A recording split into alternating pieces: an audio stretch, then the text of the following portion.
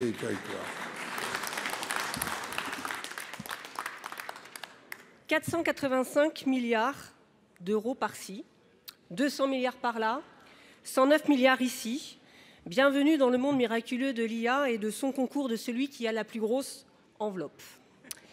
Ces derniers jours, les discours et cette pluie éhontée de milliards veulent démontrer que l'IA sera la solution à l'ensemble de nos problèmes, le nouvel Eldorado des investisseurs, le summum du technosolutionnisme et le sauveur de notre planète.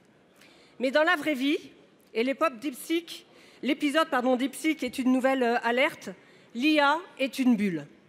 Les résultats que l'on nous promet depuis 2 ans tardent.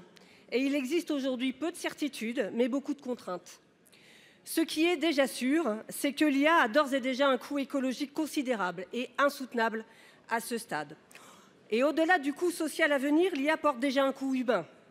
Elle repose sur l'extraction minière et est notamment à l'origine de la tuerie dans le nord Kivu au Congo, qui a déjà fait plus de 3000 morts aujourd'hui.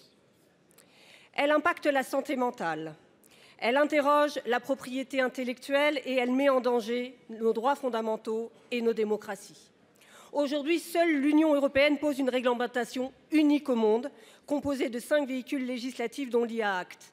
Et à peine celui-ci vient-il d'entrer en vigueur dans sa première phase que déjà il est attaqué.